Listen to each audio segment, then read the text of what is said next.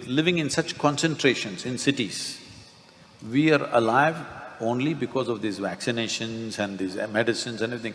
Many of us would have died for small things in the past, small things. This is why we must understand, when I said the average life expectancy was 28 years, simply because a whole lot of people died when they're young. Because of small infections, if a flu comes, they will die. Very, very small things, people died. Today, at least 60% of us here today are sitting here alive because of modern medicine. You cannot deny that. And it's a cruel process, very cruel. It's cruel to the other creatures, it's cruel to this creature also, everything. Now the question is only, shall we keep it within what we think, there is no ideal, what we think is a practical limit, or shall we just let it explode upon us? This is the question. My humble opinion would be, we must keep it within some kind of practical limits.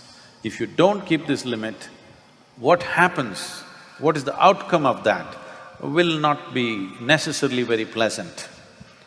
And about cruelty to animals, we are anyway cruel. You understand? We are very cruel people.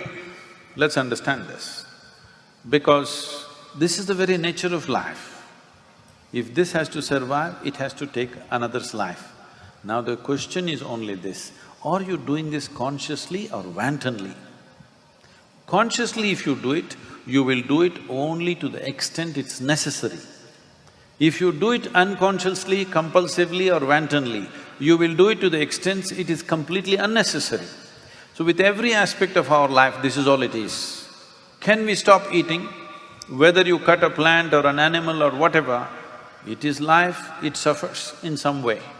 The question is just this, are we doing it to the extent that we need? Or are we doing it for pleasure? Or are we doing it just wantonly without unconsciously? This is all the question is.